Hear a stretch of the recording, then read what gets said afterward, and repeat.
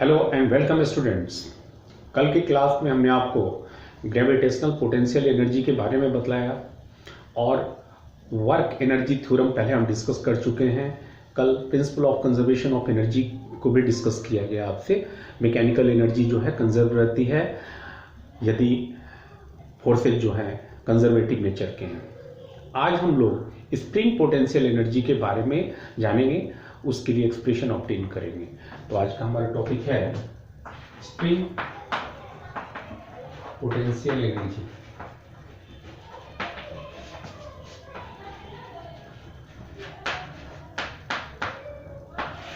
ठीक है, मान लो कि हमारे पास एक वेरी लाइट स्प्रिंग है एक सर्टेन लेंथ की, उसके खुद के मास को हम इग्नोरेबल मानकर चल रहे हैं, इतना लाइट है वो, और उस स्प्रिंग को एक रिजिडली फिक्स सपोर्ट के साथ हम इस तरह से कनेक्ट करके रखे हुए हैं। सपोज करो कि इस स्प्रिंग के एक दूसरे छोर के साथ m kg का एक मास कनेक्टेड है जो कि पोजीशन A पर लोकेटेड है, राइट। अब इस पोजीशन को O मान लो, तो O से लेकर A तक की ये जो लेंथ है स्प्रिंग की, ये इसकी नॉर्मल लेंथ है, अनस्ट्रेस्ड लेंथ है या अनकम्प्रेस्ड लेंथ है। अब हम इस मास को थोड़ा इधर की ओर पुल करें तो इस स्प्रिंग में थोड़ा खिंचाव होगा, स्प्रिंग की लंबाई बढ़ेगी। सपोज करो कि स्प्रिंग की लंबाई जो है कितनी बढ़ गई, मान लो कि B तक अभी हम लाए हैं और स्प्रिंग को हमने खींचा है कितना, x डैश मीटर स्प्रिंग को स्ट्रेच किया है। ठीक है, तो जब हम स्प्रिंग को पुल करते हैं तो आप भी महसूस करना कि स्प्रिंग जो है एक रिस्टोरिंग फोर्स लगाती है और वापस चाहती है कि अपने ओरिजिनल लेंथ को हम रिटेन कर लें, और इसके लिए रिस्टोरिंग फोर्स डेवलप करता है स्प्रिंग के अंदर। क्यों होता है ये? क्योंकि स्प्रिंग एक इलास्टिक बॉडी है। इलास्टिसिटी की प्रॉपर्टी के कारण ऐसा होता है कि स्प्रिंग जो है स्ट्रेचिंग के खिलाफ एक रिस्टोरिंग फोर्स डेवलप करती है, और इस रिस्टोरिंग फोर्स की जो वैल्यू है वो इस बात पर निर्भर करती है कि कितनी स्ट्रेचिंग करी गई है, स्प्रिंग को कितना खींचा गया है। ठीक है, अगर स्प्रिंग को ज्यादा खींचा जाएगा तो ये रिस्टोरिंग फोर्स भी ज्यादा होगा, और स्प्रिंग कम खींचा होगा तो रिस्टोरिंग फोर्स की वैल्यू भी कम होती है। तो स्प्रिंग के अंदर डेवलप ये जो रिस्टोरिंग फोर्स है, इसकी वैल्यू जो है स्ट्रेचिंग, और कोई जरूरी नहीं है स्प्रिंग में कॉम्प्रेशन भी हुआ होगा तो रिस्टोरिंग फोर्स अपोजिट डायरेक्शन में डेवलप करेगी। तो यहां हम स्ट्रेचिंग का केस ले रहे हैं, तो मान लो स्ट्रेचिंग x के बराबर हुई, x डैश के बराबर, तो रिस्टोरिंग फोर्स की जो वैल्यू है वो इस x डैश की मैग्नीट्यूड पर डिपेंड करेगी, राइट, और उसके डायरेक्टली प्रोपोर्शनल होती है। ठीक है, तो यदि हम f को as f is directly proportional to x dash, तो तुम एक और चीज देखो, x डैश तो पॉजिटिव है, इधर की ओर अगर डिस्प्लेस कर रहे हैं, स्ट्रेच कर रहे हैं स्प्रिंग को, तो इसको यदि हम पॉजिटिव माने, पॉजिटिव स्ट्रेचिंग हुई है तो पॉजिटिव डिस्प्लेसमेंट हुआ स्प्रिंग का, तो तुम देख रहे हो कि रिस्टोरिंग फोर्स जो है पॉजिटिव डायरेक्शन में डेवलप कर रही है।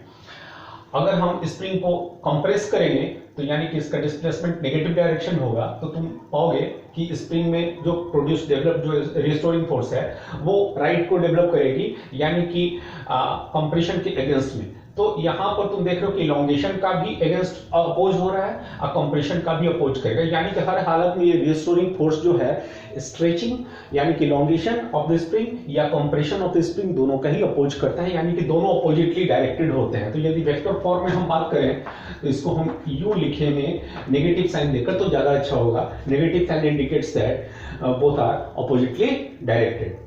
कौन कौन? स्ट्रेचिंग इन द स्प्रिंग और compression in the spring and restoring force in the spring both are oppositely directed.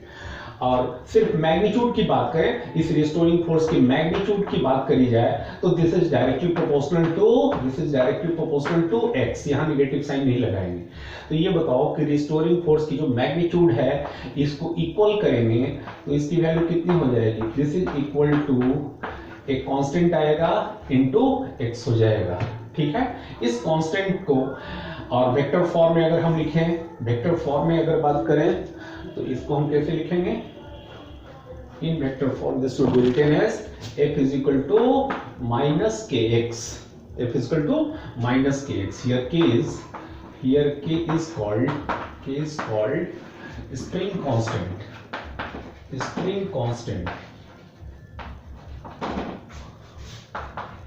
or stiffness of the spring,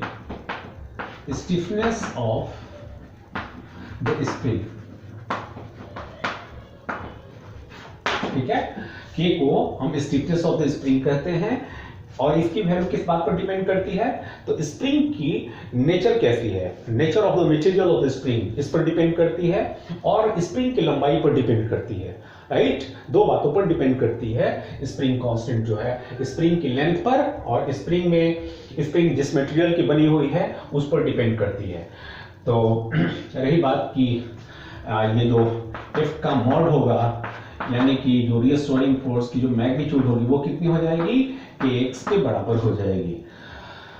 अब सवाल यह है कि इस स्प्रिंग को x डैश मीटर हमने खींच रखा है ऑलरेडी, अगर हम इसको थोड़ा सा और पुल करें, थोड़ा सा और एक्सटेंशन दें, मान लो कि एक वेरी स्मॉल एक्सटेंशन dx के बराबर हम दे रहे हैं, तो इस स्मॉल एक्सटेंशन के लिए ये जो रिस्टोरिंग फोर्स एक्ट कर रहा है kx डैश के बराबर, इसको हम करीब करीब कांस्टेंट मान सकते हैं।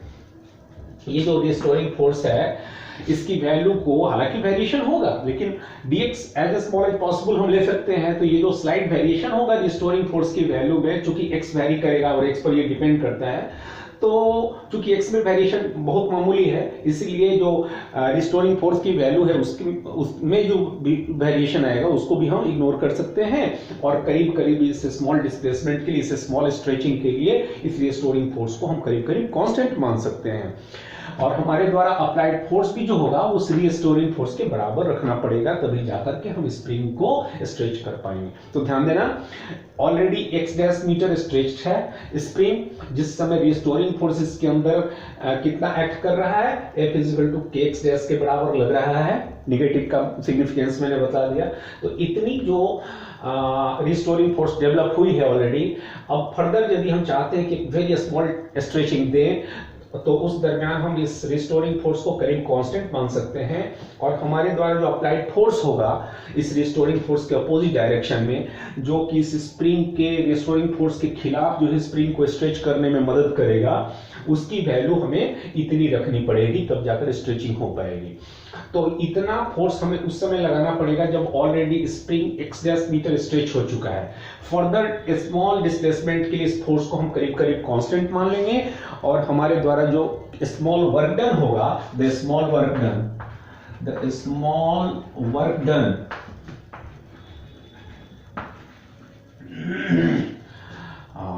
in stretching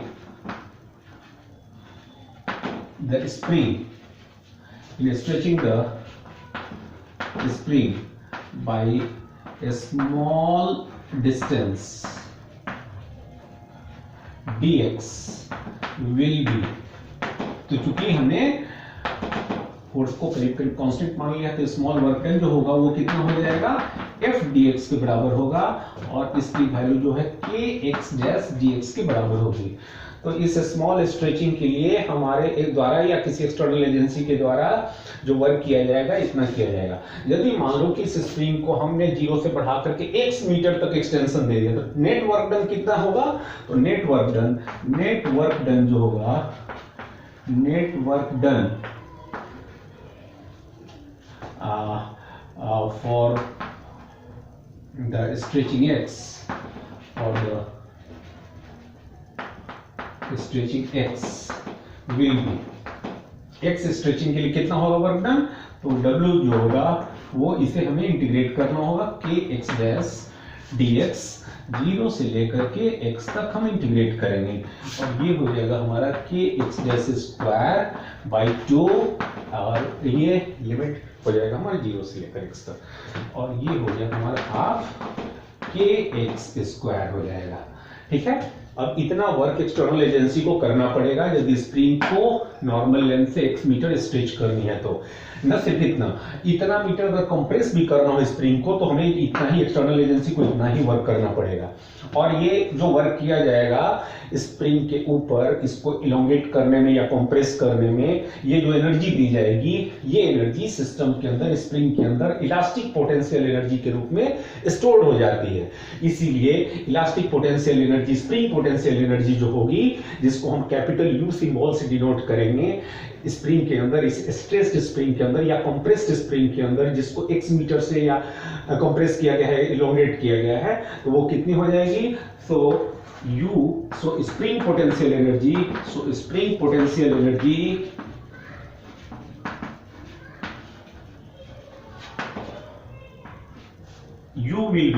U spring will be equal to half kx square। तो ये हो गया आपका फॉर्मूला।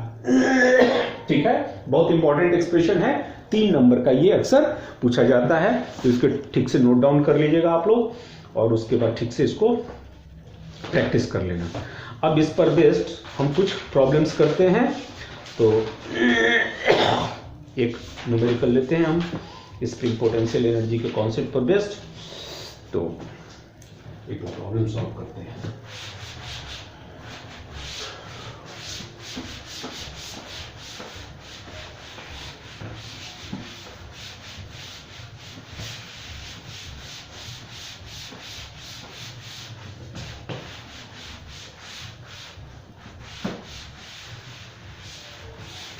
देखो ये बोर्ड गीला हो गया, जब तक सूखेगा नहीं हम इस पर लिख नहीं पाएंगे कुछ।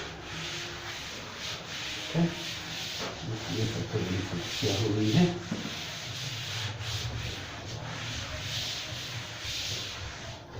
ठीक है, तो एक प्रॉब्लम लेते हैं। A ball of mass m, question है, a ball of mass small m is dropped from a height h, is dropped from a height h, is dropped from a height small h on a platform, on a platform, on a platform fixed at the top of, fixed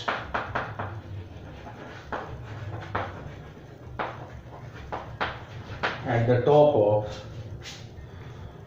a vertical spring, a vertical spring। अभी diagram बनाऊंगा तो clear हो जाएगा कैसे है ये। as shown in figure, as shown in figure। ठीक है, पूछा है the platform is depressed by, the platform is depressed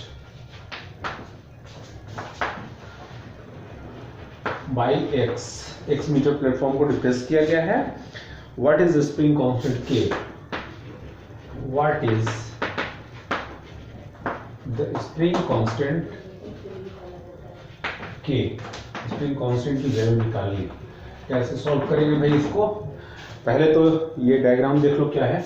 एक बॉल दे रखा है m मास का, जिसको एक सर्टेन हाइट से एक प्लेटफॉर्म है, इस प्लेटफॉर्म पर गिरने दिया जा रहा है, और ये प्लेटफॉर्म जो है कि स्प्रिंग के साथ कनेक्टेड है, जो स्प्रिंग जो है ये इसका लोअर एंड जो है फिक्स सपोर्ट पर कनेक्टेड है इस तरीके से।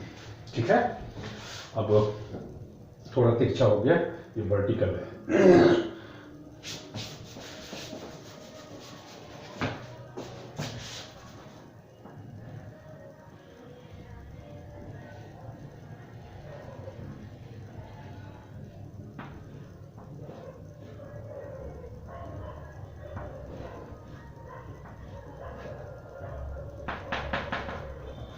ठीक है, अब एक बॉल जो है, ये पैड है, प्लेटफॉर्म है ये वाला, इस पर एक बॉल को गिरने दिया जा रहा है। ये फिक्स्ड है इस स्प्रिंग के एक छोर के साथ, दूसरा छोर जो है रिजिडली सपोर्ट पर है, और हम इस बॉल को गिरने दे रहे हैं।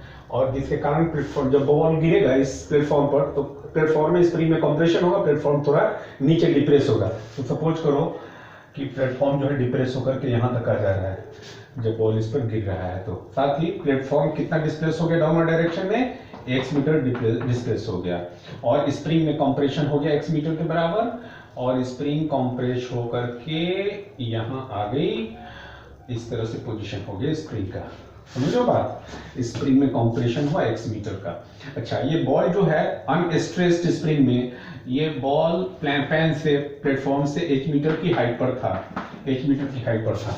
तो पूछा है कि जब ये गिरेगा और मान लो कि इस पैन में कंप्रेशन जो है, पैन जो है डिप्रेस हुआ x मीटर से, जिसके कारण स्प्रिंग में कंप्रेशन x मीटर का हुआ।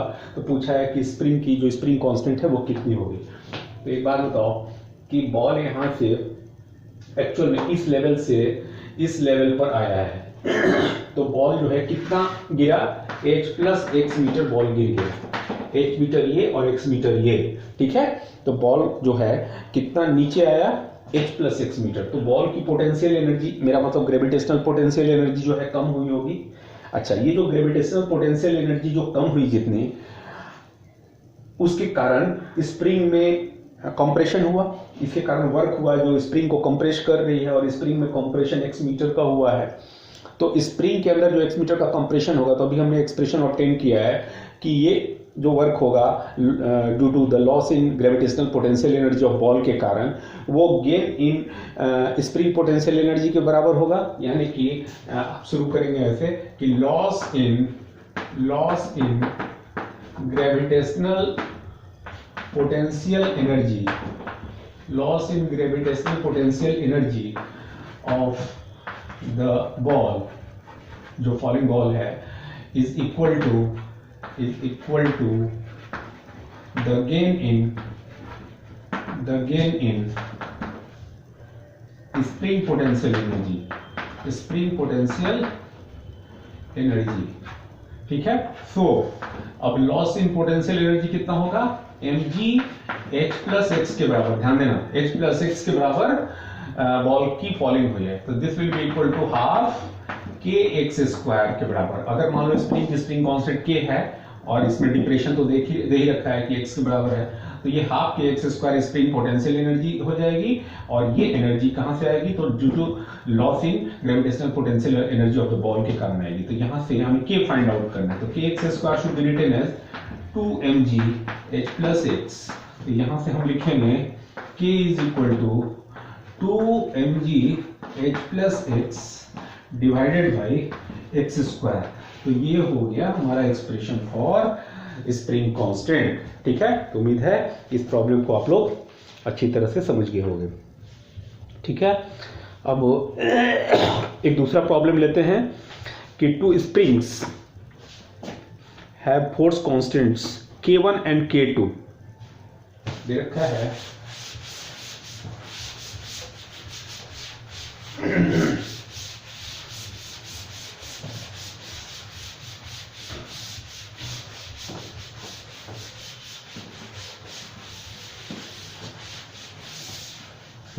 क्वेश्चन क्या दिया है कि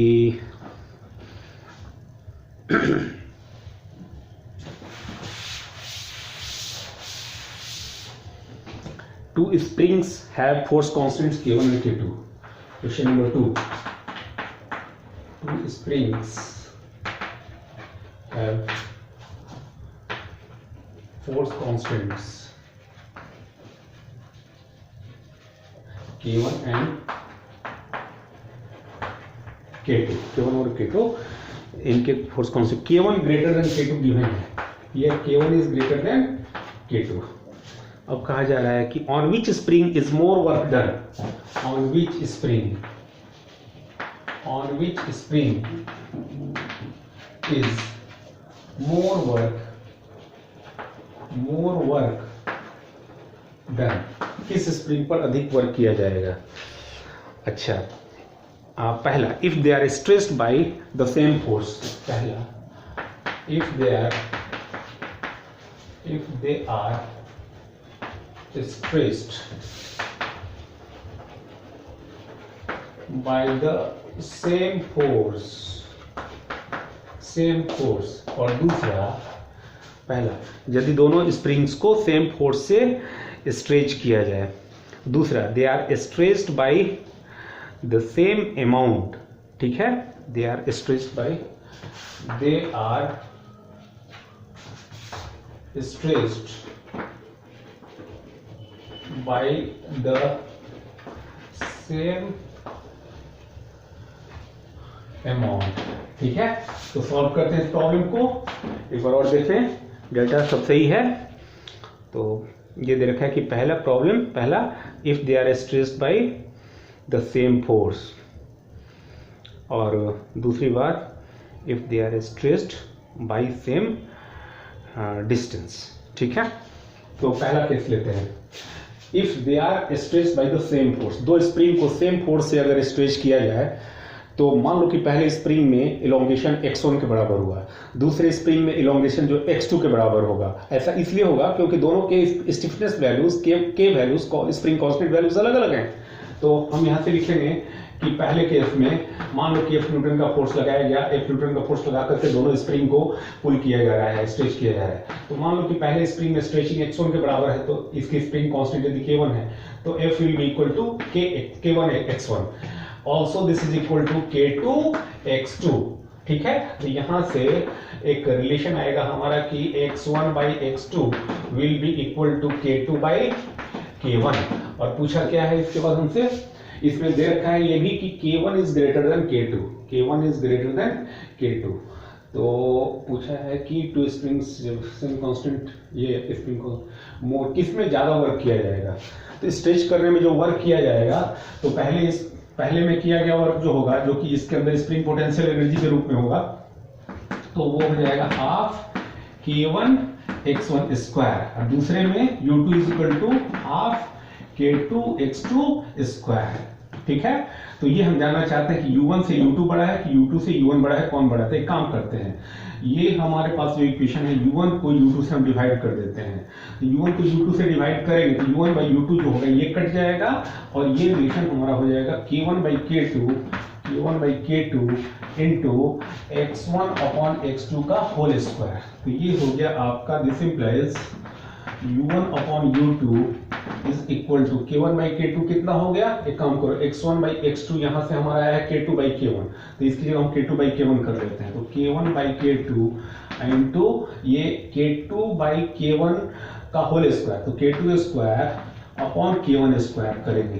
तो k2 से कट गया, एक ये कट गया, this is equal to k2 upon k1। अब एक चीज देखो, दे रखा है कि k1 is greater than k2, तो k1 डिनोमिनेटर बड़ा है न्यूमरेटर से, तो ये रेशियो लेस देन 1 हो जाएगा, जिसका सीधा सा अर्थ हुआ कि u1 जो है लेस देन u2 हो जाएगा। यानी कि दूसरे स्प्रिंग को खींचने में हमें ज्यादा वर्क करना पड़ेगा, पहले स्प्रिंग को खींचने में कम वर्क करना पड़ेगा। तो W2 W2 will be greater than W1, यानी कि work done in pulling the, in stretching the second spring will be greater than that of the work done in pulling the first spring, right. अब पूछा है कि यदि दोनों spring को हम सेम डिस्टेंस से खींचे, ठीक है, दोनों ही स्प्रिंग को, सेकंड केस लेते हैं जिसमें दोनों स्प्रिंग को सेम एक्सटेंट तक पुल किया गया है, मान लो कि 1 मीटर दोनों को स्ट्रेच किया गया है, तो जो किया गया वर्क होगा वो कैसे निकालेंगे, ठीक है, फॉर्मूला यही होगा। तो इफ